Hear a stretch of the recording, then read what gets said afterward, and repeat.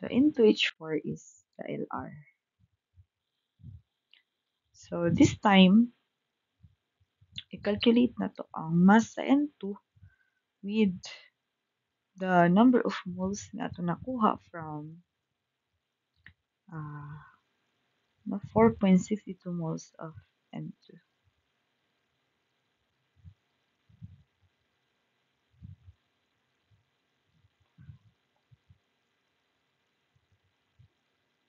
So, multiply sa iyahang molar mass.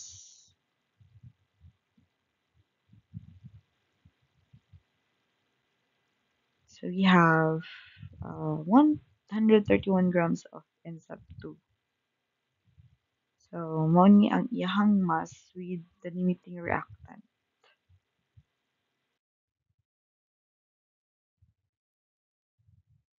So, calculate po na to ang excess reactant remaining.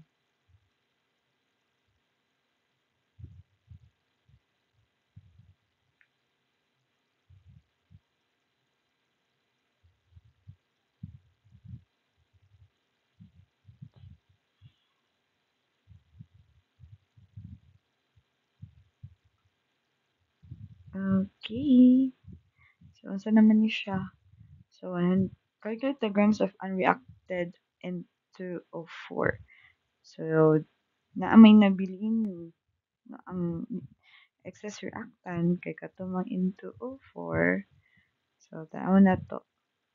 Pila man grams na nabilin. So, first, calculate the number of grams of N2O4 that will react with 100 grams of N2H4. So 100 grams of into H4 times 1 mole over 32.04 grams the molar mass times katong iyahang number no mole to mole ni siya class no 1 mole of into O4 then 2 moles of into H4 kanina pag-identify niyo unsa man dapat ako ang buhaton next so grams man ni siya so dapat unsa man ang naay grams na unit sa mga quantities nga ito na-discuss. O, diba? Ang molar mass. So, gamitin na ito molar mass. Sunod, mole ang nagamit, ang nabilin. So, kay pangitawan man ito si katong pila man ang excess nga grams. So, ito ta sa number of moles. No? So, may relationship ni into H4 o ni into O4 sa ilang number of moles. Then, sunod, ang buhaton na to sunod is uh, pila man ang or the molar mass. Okay, atong pangitan kay grams man ni into O4. So, dito punta kay molar mass. Molar mass ni into O4 na sab. So, ang nabilin nga mass ni into O4 is 143.51.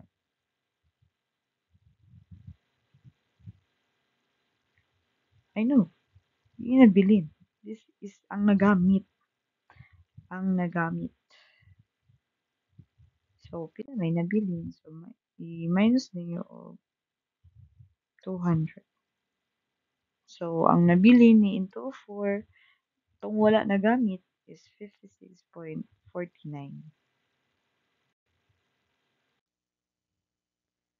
Let's proceed to example number 2. How many grams of AgBr can be produced when 50 grams of MgBr sub 2 is mixed with 100 grams of AgNO3 as shown below? Mani ang chemical reaction. Then, assume that these two masses are limiting reactant. This is the first step.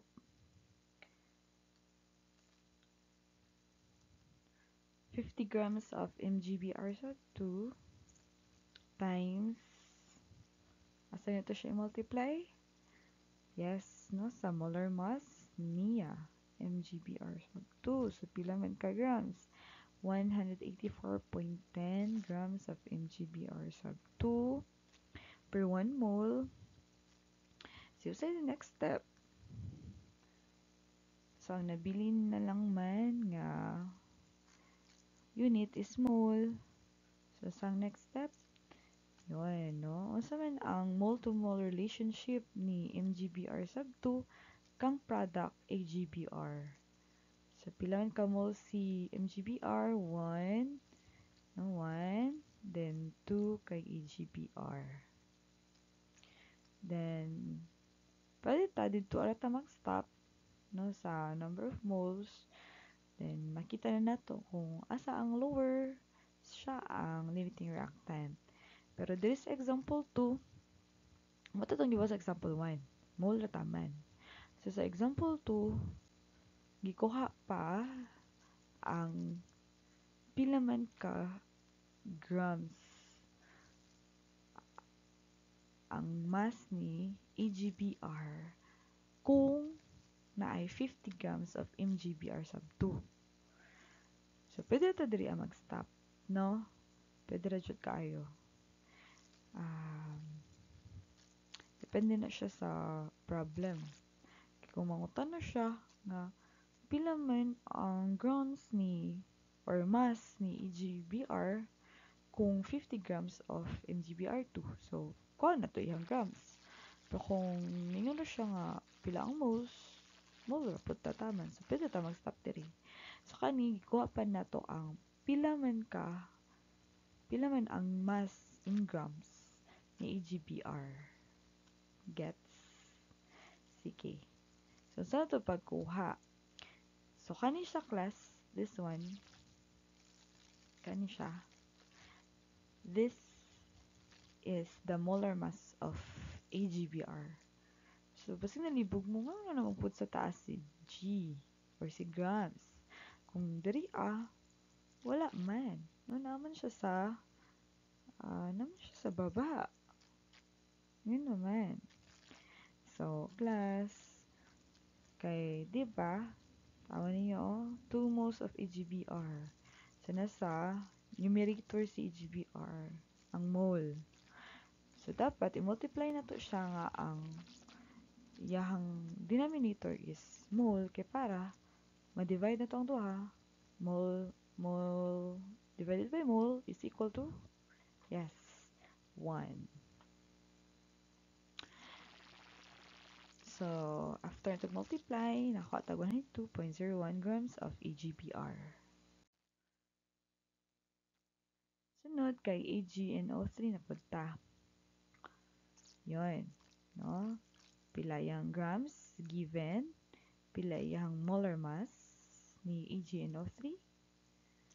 Then, pila ang mole-to-mole relationship ni AgNO3 kay AgBr. So, 2 is to 2 siya, class. Then, pag nakuha na to ang pila ng nabiling nga moles ni AgBr, ay pila ang na-produce nga moles ni AgBr, i-multiply din na to siya sa iyahang molar mass. So, nakuha ta og 111 grams of AgBr. G? Alright. Din na sabta. Sige, compare na to ang duha ka masses. Asa man sa ilaha ang nakaproduce og gamay nga mass sa AgBr? Yes. So, the limiting reactant is the magnesium bromide, the MgBr sub 2. Yun. Sunod, i-calculate na to pila man ang nabilin nga mass. So, pero first na to buhaton is i-calculate sa na to ang mass of unreacted AgNO3.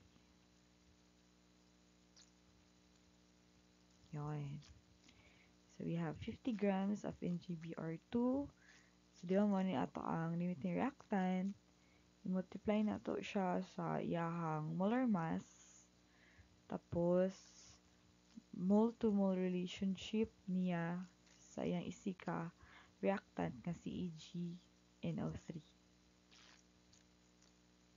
Sunod sa AgNO3, i-convert na to siya into mass. So, we have 92.3 grams of AgNO3 nga nagamit. Nagamit niyo siya, class.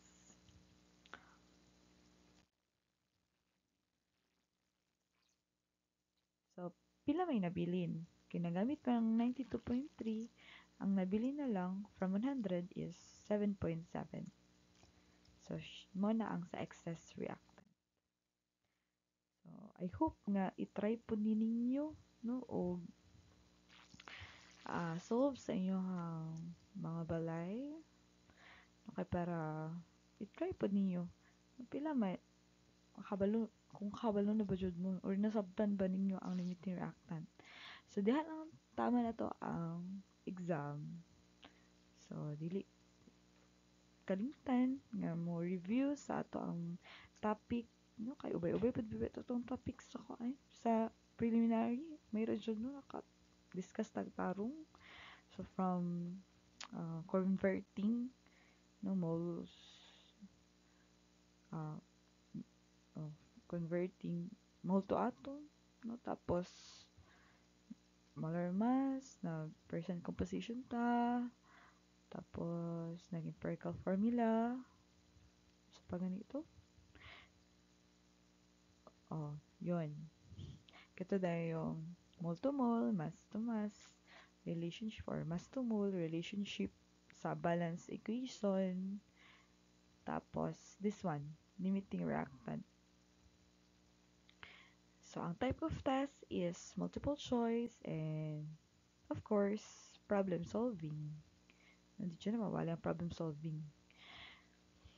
So, magdala o calculator, dili kalimtan, periodic table of elements, kinahanglan siya na kaayo, sa paman. Of course, ballpen, magdala jud. Then, no, you take your exam nga honestly. Kaya para, no, kaluyan mo sa Ginoo. So, yun lang. God bless sa exam. I hope nga makapasart tanan. And congratulations. Bye, guys.